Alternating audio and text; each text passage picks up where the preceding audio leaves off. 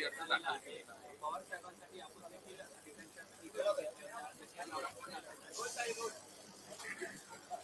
आज आम्ही सगळे फॉर्म भरण्याच्या निमित्ताने इथे आलेलो आहोत.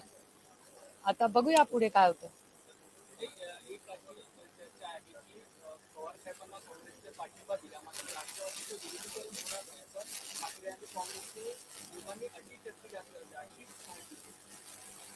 मला बऱ्याच माहिती असतात, अनेक वेळा ज्या मलाही माहिती नसतात त्या मला माहिती असतात. दुसरीकडे आदित्य ठाकरे यांच्याकडनं वारंवार कुठेतरी ट्विट करण्यात आलं. अहो ही लोकशाही आहे, प्रत्येकाला बोलायचा अधिकार आहे या देशात. आदित्य ठाकरेंकडनं कुठेतरी ट्विट करण्यात आलं की आम्ही अजूनही जागा सोडलेली नाही वगैरे. आज जर का पाहायचं तर ते उपस्थित देखील नव्हते, कुठेतरी नाराजी. आज सगळे तेंडुलकरांकडे लग्न, एक तर मी उद्धवजींकडे परवाच्या दिवशी उद्धवजींना भेटायला गेले होते आणि आज संध्याकाळी 6:30 वाजता मी पुन्हा मातोश्रीवर जाणार आहे रश्मिताई, उद्धवजी आणि आदित्य आणि सगळ्या फॅमिलीला भेटायला आज संध्याकाळी 6:30 वाजता. आणि त्याचबरोबर मी काँग्रेस पक्ष, सोनियाजी, राहुलजी, उद्धवजी, आदित्य ठाकरेजी, संजय राऊतजी, सगळेच जे म्हणजे वेणुगोपालजी, खडगेजी आणि अनेक जे काँग्रेसवर अनेक वर्ष चेनीतलाजी जे इन्चार्ज आहेत महाराष्ट्राचे, या सगळ्यांचे मी मनपूर्वक आभार मानते की गेले अनेक दिवस आम्ही सगळे अनेक दशक, खरं तर खडगेजी मला काल असं म्हणाले की तुझ्या वडिलांबरोबर मी 2-3 वर्षच त्यांच्या नंतर राजकारणात आलो, पण 6 दशक तुझ्या वडिलांनी आणि मी एकत्र काम केलेलं आहे. योगायोगाने दिग्विजय सिंगजींचाही फोन आला होता, कमलनाथजींचा फोन आला. त्यामुळे ही 6 दशकाची प्रेमाची नाती आहेत आणि त्यांना सगळ्यांनाच आनंद झाला की आदरणीय पवार साहेब राज्यसभा लढतायत. आणि मी उद्धवजींचे आणि प्रत्येक शिवसैनिकेचे अंतःकरणातून आभार मानते.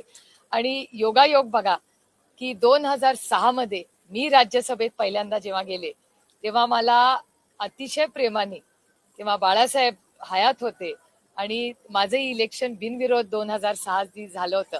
आणि आज 20 वर्षानंतर बाळासाहेब आपल्यात नाहीत, पण काँग्रेस पार्टी आणि शिवसेना आणि आता जे चित्र साधारणपणे दिसतंय की सगळ्यांनीच, महाराष्ट्रातल्या सगळ्याच पक्षांनी एक समंजसाची भूमिका मांडलेली दिसते आता तरी जी काय बातमी येत आहेत.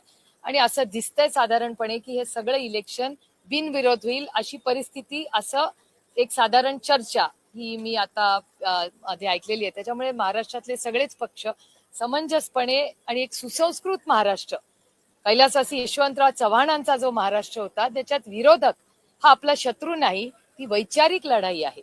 आणि तीच संस्कृती आज या इलेक्शन मध्ये आपल्याला दिसते. ही आपल्या सगळ्यांसाठी एक अभिमानाची गोष्ट आहे. हीच तर महाराष्ट्राची आन बान आणि शान आहे आणि ही संस्कृती जपवण्यासाठी सगळेच प्रयत्न करतायत.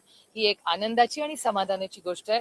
मी पुन्हा एकदा काँग्रेस पक्षाचे आणि शिवसेना पक्षाचे, महाविकास आघाडी आणि इंडिया अलायन्स मी आवर्जून उल्लेख करीन. काल अखिलेशजींशीही बोलणं झालं, त्यांच्याही सहकार्याची भूमिका भावना होती. कम्युनिस्ट पक्षाचे आमचे अनेक पदाधिकारी असतील, जयंत भाईंचाही काल फोन आला होता. त्याच्यामुळे हे सगळे 6 दशक ज्या सगळ्या लोकांनी आदरणीय पवार साहेबांना जी साथ दिली, आज ते सगळे आमच्या बरोबर होते या सगळ्या प्रक्रियेमध्ये. याबद्दल मी माझ्या अंतःकरणातून त्या प्रत्येकाचे मनपूर्वक आभार मानते. आणि सगळ्यात महत्वाची गोष्ट की बारामतीकरांचे मी नतमस्तक होऊन आभार मानते, कारण का ही सगळी जी सुरुवात 6 दशकापूर्वी 1967 ही फेब्रुवारीमध्ये जी सुरू झाली, ती सगळी, हा सगळा प्रवास हा बारामतीकरांनी जी साथ दिली त्या प्रत्येक बारामतीकरासमोर मी नतमस्तक होऊन महाराष्ट्राच्या मायबाप जनतेचे आणि भारतात सगळ्या लोकांनी जी आदरणीय पवार साहेबांना 6 दशक साथ दिली त्यांचे मनपूर्वक अंतःकरणातून आभार मानते. शिवसेनेचं हे म्हणणं आहे की शरद पवार जर नसते तर आणि त्याच्या ऐवजी जर दुसरा चेहरा असता पवारांच्या ऐवजी, तर मात्र शिवसेनेने नक्की उमेदवार दिला असता आणि आमचेच उमेदवार जिंकून आले असते, असं शिवसेना. ही लोकशाही आहे. लोकशाहीमध्ये प्रत्येकाला बोलायचा अधिकार आहे ना. आम्ही लोकशाहीवर प्रेम करणारे लोक आणि मी नेहमी चव्हाण साहेबांच्या विचारात काम करणारी एक कार्यकर्ती आहे. त्याच्यामुळे एका सशक्त लोकशाहीमध्ये भारतरत्न डॉक्टर बाबासाहेब आंबेडकरांच्या संविधानात आपल्याला तो अधिकार दिलाय. आणि त्याच्यात कैलासवासी यशवंतराव चव्हाण साहेब नेहमी म्हणायचे की मतभेद हे असलेच पाहिजेत, मनभेद असता कामा नये. त्याच्यामुळे मतभेद भांड्याला भांडा थोडं लागलंच पाहिजे हो, नाही तर तुमचं पण चॅनल कसं चालणार, 24 तास कसं चालवणार. एकीकडे शरद पवारांची प्रदीर्घ अशी कारकीर्द असताना पार्थ पवार सुद्धा पवार कुटुंबियातील एक सदस्य म्हणून आपली राजकीय सुरुवात नव्यानं करताना पाहायला मिळत. राज्यसभेवरती ते देखील बिनविरोध जाणार आहे. माझ्या आज निवडून आलेल्या, आता बिनविरोध झालेल्या प्रत्येक उमेदवार जे आज राज्यसभेत जात आहेत त्यांना मनापासून शुभेच्छा आहेत. अनेक लोकांबरोबर आम्ही खूप वर्ष काम केलं. वडकुतेजी, आम्ही किती वर्ष एकत्र काम केलेले आहेत. आठवले साहेब, त्यांनाही सकाळी मला आज भेटले. दिल्लीत तर वारंवार भेट होत असते त्यांचीही भेट झाली. विनोद तावडेजी, ज्यांच्याबरोबर अनेक वर्ष आम्ही काम केलंय, गेले अनेक वर्ष त्यांनी अतिशय उत्तम काम हे बिहारमध्ये संघटनेसाठी केलंय. अनेक आम्ही ज्या आपल्या नागपूरच्या ज्या महिला होत्या त्यांना मी कधी भेटलेले नाही, पण त्यांनाही शुभेच्छा. एक आनंद आहे, एक कर्तृत्ववान महिला जर राज्यसभेत येत असेल, कुठल्या का पक्षात येईना, पण आम्हाला आनंद होतोय की एक नवीन नेतृत्व येत आहे आणि सगळ्यांना माझ्या मनापासून शुभेच्छा. कंपनीची सीआयडी चौकशी पुणे पोलिसांकडनं केली जाणार आहे. त्यांचे व्यवस्थापक आणि मालक यांची सुद्धा तपास हा सगळ्या सीआयडी कडनं आता होताना पाहायला मिळतो. मला वाटतं आदरणीय मुख्यमंत्र्यांनी हा महाराष्ट्राला शब्द दिला होता. वारंवार रोहित कडूनही ती मागणी होतीये, जय कडूनही ती मागणी झालेली. तुम्ही सगळ्यांनी सोशल मीडियाच्या प्लॅटफॉर्म तुमच्या चॅनलवरही लावली आणि महाराष्ट्रावर, अजितदादावर प्रेम करणारी जी तमाम जनता आहे ती त्यांचे आणि दादावर प्रेम करणारे जी लोक आहेत ती महाराष्ट्रातली सगळीच अस्वस्थ आहेत. आणि ती जी भावना आहे त्या, म्हणजे तुम्ही जर सोशल मीडिया बघितला, लोकांना भेटला, तर कुठेतरी अस्वस्थता आहे. आणि सगळ्यांची एवढीच मागणी आहे की एक पारदर्शक इन्क्वायरी व्हावी, ही मागणी आहे. आणि त्याच्यात म्हणजे रोहितजी सातत्याने ती मागणी करतोय, ज्याच्याही मनातून ती 2 वेळा तुम्हीही सगळ्यांनी तुमच्या चॅनलवर दाखवलेली आहे. आणि फक्त ती माझ्या घरातली 2 मुलं आहेत म्हणून मी म्हणत नाही, पण महाराष्ट्रातल्या असंख्य अजित दादा प्रेमींचीही ती मागणी आहे. पार्थ पवार पहिल्यांदाच राज्यसभेवर जात आहे. तुमच्याकडे देखील प्रदीर्घ अनुभव आहे. आत्या म्हणून काय सल्ला द्या? एकतर एक गोष्ट आदरणीय पवार साहेबांनी जी मला सांगितली ती मी प्रत्येक राज्यसभेवर गेलेल्या किंवा निवडून आलेल्या व्यक्तीला सांगत असते की लोकसभा आणि राज्यसभा कान उघडे ठेवायचे आणि कमी बोलायचं. जेव्हा वेळ येईल, बोलायची संधी मिळेल, तेव्हा अभ्यासपूर्णच बोलायचं. कारण का तिथला प्रत्येक व्यक्ती जो बसलाय तो आपल्यापेक्षा जास्त जाणतो आणि देश आपल्याकडे बघत असतो. त्याच्यामुळे खूप जबाबदारीचं काम आहे. तर आदरणीय पवार साहेबांना मला ती सांगितली होती. आणि एक गोष्ट मी आवर्जून सांगेन की लोकसभा जेव्हा निवडून गेले ना, तेव्हा मी पहिल्या दिवशी लोकसभा लढल्यावर आदरणीय पवार साहेबांनी, मी नेहमी कारपूल करतो, ते एकाच गाडीतून पार्लमेंटला जातो, तर तेव्हा जात असताना जुन्या पार्लमेंटची बिल्डिंग होती आणि तिथे तो जिना आहे आणि तिथे कार्पेट आहे. गाडी एका मागे उभी होती आणि मला ते पोर्च मध्ये जाताना मला अजूनही तो दिवस आठवतो. मला म्हणले होते, ही शिडी जो चढतेस ना तू? म्हटलं हा. तर मी म्हटलं हो, मला माहिती आहे शिडी. म्हणले ऐक मी काय सांगतोय ती, ही शिडी जो चढतेस ना, ही फक्त आणि फक्त बारामती लोकसभा मतदारसंघामुळे तुला ही शिडी चढायची संधी मिळाली आहे. त्याच्यामुळे जेव्हा जेव्हा चढशील तेव्हा या गोष्टीची जाणीव ठेव की ही संधी तुला फक्त आणि फक्त बारामती लोकसभा मतदारसंघामुळे मिळाली.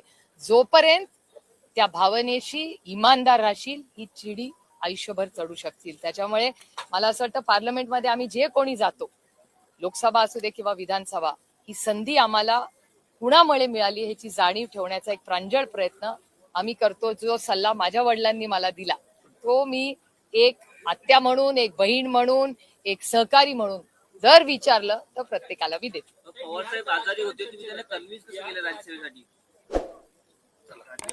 कुछ तो चीज ही प्राइवेट होती है घर में, हिंदी में जानना चाहते आणि या पार्टीची इच्छा होती. हिंदी में जानना चाहते नामांकन दाखिल हो चुका है.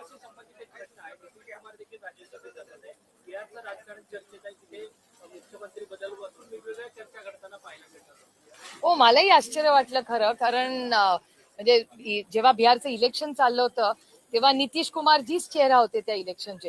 त्याच्यामुळे आज एकदमच बदल कसा झालाय हे आम्हालाही कळलेलं ना. आता थोडं दिल्लीला जाऊन माहिती काढायला लागेल पुढच्या आठवड्यात. भाजपकडनं मुख्यमंत्री पदाचा हो, तेच काय कळत नाही. बऱ्याच बातम्या येत आहेत. आता सोमवारी जाऊन जरा बातम्या काढायला लागतील दिल्लीत जाऊन. चला निघू मी. हिंदी एक क्वेश्चन. आज आदेश नामांकन दाखिल हो चुका है, लेकिन इस फैसले तक पहुंचने के लिए काफी लंबा वक्त लगा, क्योंकि लगातार रजनीश ठाकरे यहीं से खड़े रह के कह रहे थे कि नहीं, पूरे नंबर्स अगर देखें विकास आघाड़ी की सिचुएशन देखें तो दावेदारी उन्हीं की है। तो कांग्रेस ने भी यही कहा कि नहीं, उनके नंबर्स है वो चाहते हैं। पवार साहब को आखिर उम्मीदवारी में इस निर्णय प्रक्रिया का वक्त लगा, क्या अनबन ज्यादा थी? नहीं, ठीक है, अनबन थोड़ी बात है, बात हो रही थी आराम से। और महाविकास आघाड़ी आप सबको पता है, और मैं तहे दिल से सोनिया जी, राहुल जी, उद्धव जी, संजय राउत जी, आदित्य जी, चैनीताला जी, वेणुगोपाल जी, माननीय खड़गे जी, सबकी, और मतलब हर कांग्रेस के जो नेता हमारे साथ खड़े रहे, और हर शिवसेना के वरिष्ठ नेता जिनके साथ हम सब ने काम किए, और पवार साहब के साथ 6 दशक जिन्होंने काम किया, उनकी तहे दिल से आभारी हूँ कि उन्होंने महाविकास आघाड़ी की तरफ से आदरणीय पवार साहब का फॉर्म जो भरने का निर्णय सबके लिया, मैं सबकी बहुत बहुत आभारी हूँ। निर्विरोध होगा चुनाव, क्या लगता है? अभी पता चलेगा, शायद आपको ही पता होगा ज्यादा मेरे से। लेकिन कई हम ये देख रहे थे कि निर्णय इतना आसान नहीं था, तो लास्ट तक हमको नाराजगी नजर आई। नहीं, ऐसा तो मुझे नहीं लगता है, ये तो पता है, मुझे तो नहीं लगता, मेरी सबसे लगातार बात हो रही थी, तो मुझे नहीं लगता ऐसा है। और मैं परसों भी उद्धव जी को मिलने गई थी, और शाम को भी मैं पूरी ठाकरे फैमिली को मिलने, मैं रश्मिताई, उद्धव जी, आदित्य, सबको मिलने शाम को भी आज जा रही हूँ। और कांग्रेस पार्टी को भी मैं, सोनिया जी को सोमवार को मैंने उनका टाइम मांगा है, तो सोमवार को जब मैं दिल्ली रविवार रात को जाऊंगी, तो सोमवार को मैं सोनिया जी, राहुल जी, प्रियंका जी, खड़गे जी, सबको उनका टाइम मैंने मांगा है, जाके उनको मिलके मैं हम सब पार्टी की तरफ से मैं आभार व्यक्त करना चाहती हूँ, तो उनका भी मैंने टाइम मांगा है। और आज शाम को मैं 6:30 बजे मातोश्री भी जाऊंगी। सवाल ये है कि जिस तरीके से पवार फैमिली के सारे निर्णय पवार साहब ही लेते कहा जाता है, तो आज पवार भी राज्यसभा के नामांकन दाखिल कर चुके हैं, तो एक ही सभागृह में दादाजी और पोता दोनों होंगे, तो क्या एक फैमिली का भी निर्णय कहीं था इस प्रक्रिया में, फैमिली भी इन्वॉल्व? देखिए, फैमिली होती है और पार्टी होती है, दो अलग चीजें होती है।